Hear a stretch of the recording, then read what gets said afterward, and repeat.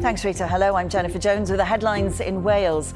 An unprecedented red warning for extreme heat in parts of South and East Wales. On the hottest day of the year so far here, disruption to rail services and more than 600 schools closed. It's not comfortable for the pupils, and because of that, they don't really learn that much anyway. So we decided for everybody's health and well-being to just close this afternoon and close all day tomorrow.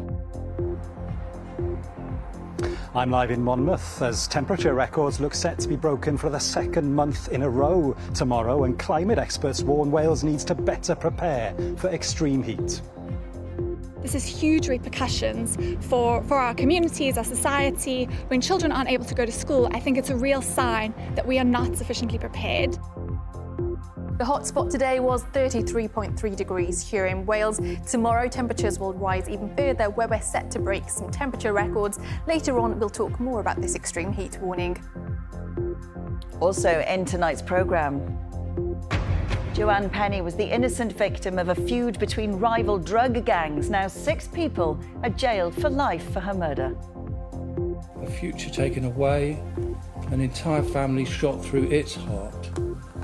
When Joanne Penny, the mother, daughter and sister loved by so many family and friends, was so senselessly taken. And after 2 years in charge, could Craig Bellamy be about to leave Wales for Championship side Burnley? We'll have the latest.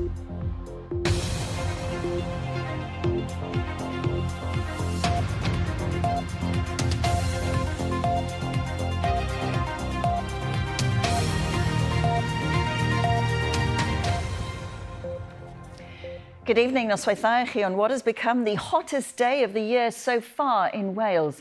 It reached 33.3 degrees in Cardiff earlier, with a Met Office red warning for extreme heat in parts of South and East Wales. It's meant more than 600 schools closed or partially closed today because of concerns over pupil and staff safety. There's widespread travel disruption, with a number of rail services cancelled and people being told to travel only if necessary. And then the message from Public Health Wales today is to look out for loved ones, especially those more vulnerable to heat-related illnesses. Our environment correspondent, Stefan Messenger, joins us now from Monmouth, one of the hottest spots in Wales today. Steph. Thanks, Jen. Yes, welcome to Monmouth Rowing Club, where it's absolutely sweltering this evening. Some people, as you can see, out enjoying the river. They've kindly let us base ourselves here today for BBC News, so that we've got some access to shelter from the sun, access to water and so on, as we report on this heat wave. I was here 6 or 7 months ago too in this town, then reporting on extreme rainfall and devastating floods. But now, as you say, this area is bearing the brunt of extreme heat, and that unprecedented red weather warning, meaning a danger to life, covering parts of South East Wales, parts of Mid Wales too, and which has now been extended until midnight tomorrow evening. Our first report tonight comes from Nellie Bird, who's been looking at how Wales has been coping with another day of scorching weather. An early finish at Ysgol Glamorfa in Cardiff, one of more than 600 schools across Wales which have closed or taken a half day because of the heat. Many head teachers have decided it's just too hot to keep children safe as temperatures rise inside classrooms. It's difficult here, like yesterday afternoon, it was over 30 degrees, especially in our upstairs classrooms. The classrooms on one side of the building are quite really bad with temperature at the moment, so we decided that it was the safest thing to do, because it's not comfortable for the pupils. And because of that, they don't really learn that much anyway. So we decided for everybody's health and well-being to just close this afternoon and close all day tomorrow. But while class has been cancelled for some, other events are still going ahead. A crowd of 35,000 people are expected at Blackweir Fields in Cardiff later to watch indie legends The Cure play. Organisers have said fans can take in their own water and have put in place extra shade, but it's still going to be hot. I've got a bottle of water in my pocket, I've got a portable fan in that pocket, in my back I've got some towels and a cap. Up to every single person to make the right decision for themselves. If you're a vulnerable person, stay inside. But just because a bit of heat comes on, can't stop gigs. I've had some electrolytes today, so and just try and stay cool. cool, really, more than anything else. I can't not see Robert Smith, can I? Factor 50 everywhere, so yeah, I'm good to go. At Wales's biggest hospital, they've been preparing since the red alert was issued to try and keep services going and keep patients safe. Just simple things like telling the staff that they could wear a summer uniform rather than having to wear sort of full trousers. They can switch to shorts and polo shirts. We're trying to move the people who need air conditioning most into areas that have air conditioning to keep them cool. We've also sent a message out to across the whole organisation to see if anyone can come in and help with hydration within the ward, so giving people extra rounds of water. The First Minister and Chief Medical Officer have urged people to take the warning seriously, stay safe and stay indoors if possible. For those who work in A&E, the hot weather brings a range of challenges. Heat-related conditions, so heat strokes, low blood pressures, etc. Mental health-related issues, poor mental health around the community, and incidents related to swimming. It can be absolutely very dangerous, sometimes even fatal, if we don't look after ourselves or look after each other during the heat wave, so absolutely very important. It's also a challenging time for care homes. Cartref Dyfi and Machynlleth say they're managing as best as they can. It's very, very warm. We're just trying to keep everybody cool, hydrated, keeping the curtains closed.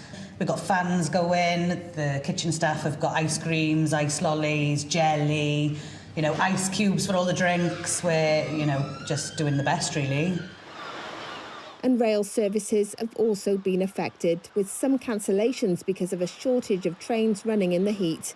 There's likely to be more disruption tomorrow, with the advice to only travel if necessary, as the red alert continues overnight and through most of Thursday. Well, it was only a few weeks ago, of course, that we were reporting on record-breaking heat in May. And later in the programme, we'll look at how our changing climate means that we're all going to have to get used to more frequent, more intense heat waves in future. And a warning from climate scientists on a day when we've seen hundreds of schools close and travel disruption, that we're just not prepared. So more from Monmouth a little later on, Jen. OK, Steph, thank you very much. Well, to the rest of the day's news now, and people living in the community of Blina near Abertillery have been gathering in the local church to light candles following the discovery of a body in a park in the town. The family of a missing 14-year-old girl, named by police as Lily, have been told about the discovery. Police are continuing to question a 14-year-old boy from Blina Gwent on suspicion of murder. Jordan Davis has more. A community supporting each other, gathering at St. Peter's Church in Blina to show their solidarity with the family of 14-year-old Lily. I think it's affected people in many ways, whether they knew Lily or not. Obviously, it's devastating for the community to have something like this happen on their doorstep. There have been fond memories of Lily right from when she's been in preschool, right the way through to present day. There have been people who know the family, people who are reflecting on circumstances that have happened in their own lives that reflect times like this. So I think it's been a lot of help for people just to have that space. The investigation continues in Dyffryn Park in Blina. There's been no formal identification of the body that was found here Monday evening. But family and friends of Lily, who went missing on Saturday, are being supported and have thanked the community for their efforts in trying to find her. Lisa Winnett had family members who helped search for Lily. It's had a massive impact, which I've also seen with my own grandchildren, because they were part of the search party on Monday, looking for Lily, trying to find her. And the impact it's having on our community, the young people, is immense. A 14-year-old boy from the Blina Gwent area remains in police custody after being arrested on suspicion of murder. This is a town in shock, subdued, in need of support, trying to comprehend what has taken place on their doorstep. 4 people have been charged with conspiracy to pervert the course of justice after a crash that killed 2 teenagers in Newport. 19-year-old Jaden Boyer and 16-year-old Tashay Canaville died in a collision on Aberthor Road last month. 4 people appeared before magistrates in Newport earlier. 3 of them were remanded in custody, with a 4th granted conditional bail. 2 men have previously been charged with murder and are due in court later this month. Now, Joanne Penny was just 40 years old when she was shot dead as she answered the door. The innocent victim of a feud between rival drugs gangs. Well, today, 6 people have been given life sentences with a total minimum term of 157 years for her murder in Talbot Green in March last year. From Cardiff Crown Court, David Grundy reports. These people were all members of the Leicester-based organised crime group known as the Rico Gang. Marcus Huntley, the gunman, must serve at least 30 years before he can apply for parole. Jordan Mills-Smith, who recruited Huntley and acted as a lookout during the attack, must serve a minimum of 27 years. Joshua Gordon, who led the Rico Gang, arranged the shooting to protect his drug business. He will serve a minimum of 32 years. Ronaldo Baptiste, who ordered the attack on a phone that had been smuggled into jail, will have to spend a further 42 years in prison. He has 19 years left to serve of the minimum term for another murder. He will be 81 before he can be considered for release. Michaela Quayle-Dashper, who knocked on the door pretending she wanted to buy drugs on the night of the murder, must serve 14 years. And Christina Ginniver, Gordon's girlfriend, who destroyed vital evidence the day after the shooting, will serve a minimum of 12 years in jail. An entire family shot through its heart when Joanne Penny, the mother, daughter and sister loved by so many family and friends, was so senselessly taken. It's here at Llysilltyd in Talbot Green where, in March 2025, Joanne Penny was caught up between rival drugs gangs locked in a bitter turf war. She simply answered a knock at the door when she was shot through the heart with a single bullet. She staggered back into the flat and died within minutes. Moments earlier, members of the Rico OCG who'd travelled from Leicester parked nearby and walked with the gun to the flat Joanne was visiting. Weeks earlier, associates linked to the group had been beaten and humiliated, and a decision was taken to retaliate. A gun and ammunition were sourced from the criminal underworld in Leicester and brought to South Wales. As Joanne lay dying, the gang left in 2 cars. They had only been in Talbot Green for 8 minutes. The day before the shooting, Marcus Huntley, who pulled the trigger, posed for a selfie with a gun, a converted starting pistol. The morning after the shooting, he filmed himself in woodland in the St Mellons area of Cardiff, where he later buried the gun and where police retrieved it. Within hours, a major police investigation was underway. Hours of CCTV footage was analysed along with automatic number plate recognition and phone data, which helped officers identify those involved. All 6 were arrested in days. Let me be absolutely clear. If you choose to involve yourself in violence, drugs, or the use of firearms in South Wales, we will pursue you relentlessly. We will identify you, disrupt you, dismantle your networks, and we will bring you before the courts to face the full consequences of your actions. This case has highlighted the lengths organised crime gangs will go to bring drugs to Wales. They've also brought with them gun crime too. All 6 members of this OCG will spend decades behind bars. But for Joanne Penny's family, the sentence is one they'll have to live with for the rest of their lives. David Grundy, BBC Wales Today, Cardiff Crown Court. This is Wales Today, still to come in the programme. With temperatures expected to reach record highs, a climate scientist warns Wales's infrastructure is absolutely not prepared for extreme heat. And could Wales be about to lose their manager? We'll have the latest as Craig Bellamy's talks with Championship side Burnley continue.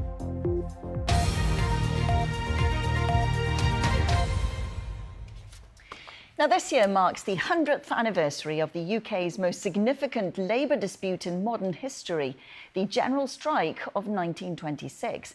And one of the key figures was Elizabeth Andrews, originally from Hirwaun near Aberdare. Historians and campaigners say her story has been hidden, but tomorrow a statue will be unveiled in her memory. Mary Williams has been finding out more. Stitch by stitch, these women in the former mining village of Hirwaun have been carefully embroidering the motto of their local pioneering political activist, Elizabeth Andrews, which was to educate, agitate, organise. So she wanted to educate women because she was a suffragist. The people of Hirwaun weren't really aware of her. But they are now. Elizabeth, she was born in 1882.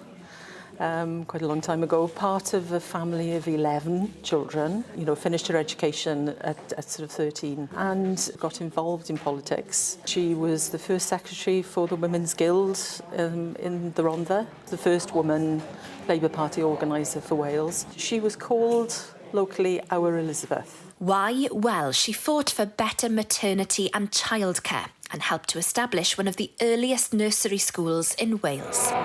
She successfully campaigned for the creation of pithead baths for minors to remove the dangers for women who had to lug heavy tin baths of scalding water from the home. And she played a pivotal role after the 1926 general strike, when miners were locked out for 6 months until they accepted wage cuts in what was an extremely turbulent time.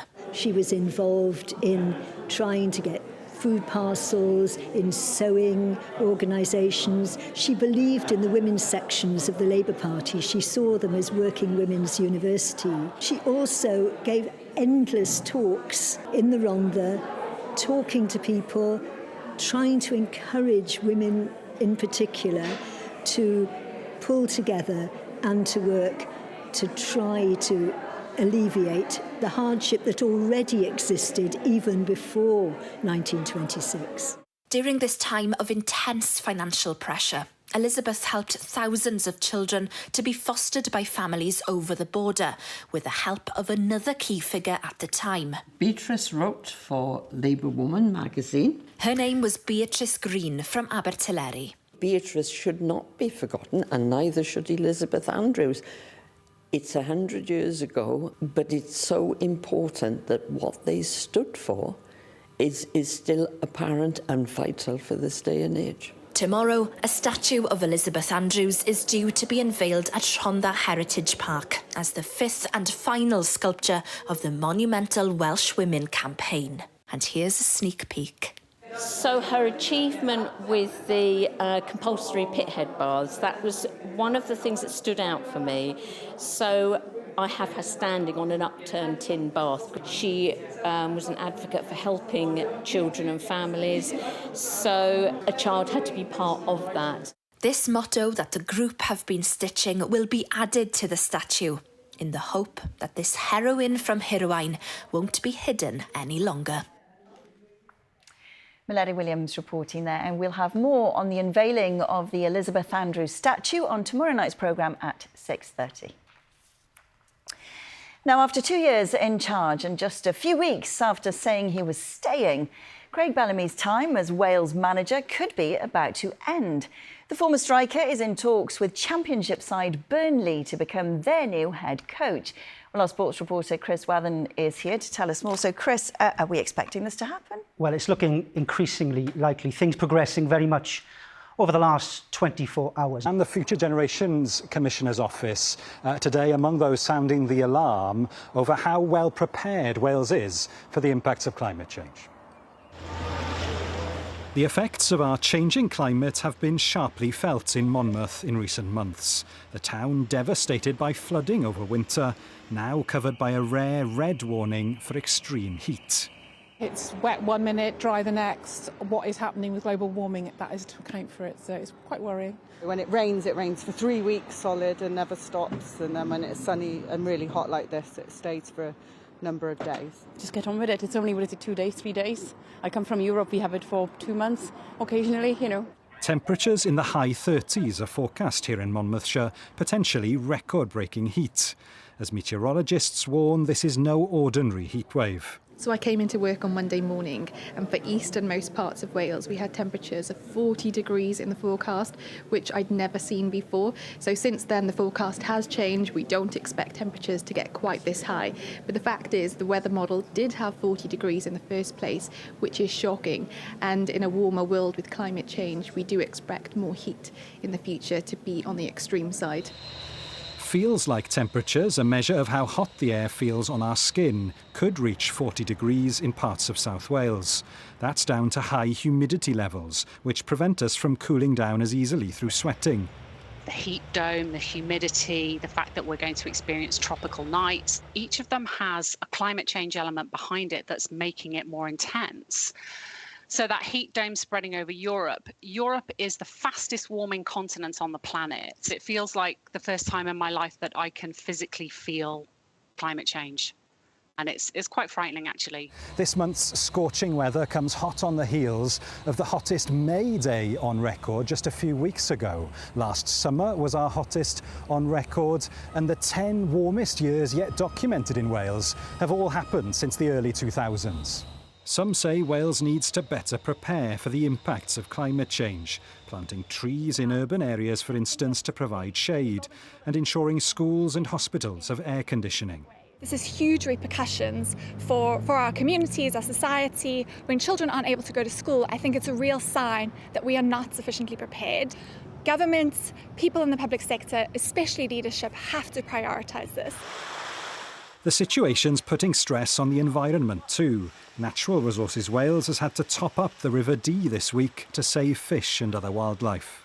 Hot weather and low flows reduces the oxygen levels in the river, so it's important that we have the opportunity to use our special allocation release to help protect the environment. We are seeing changes in our climate, and we are seeing more extremes of temperature, but also more extremes of weather patterns in general.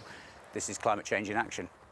Some will be enjoying the sunshine, others just trying their best to get through, as Wales faces the prospect of more frequent and intense heatwaves like this in years to come. Well, in response, the Welsh Government have said they've begun work on a new climate and nature action plan for Wales. That's it from Monmouth. Time now for that crucial weather forecast. I'll hand back to the studio to Sabrina. Thanks very much, Steph. Good evening, all. Well, today was the hottest day of the year so far here in Wales. 33.3 Celsius was recorded in Cardiff.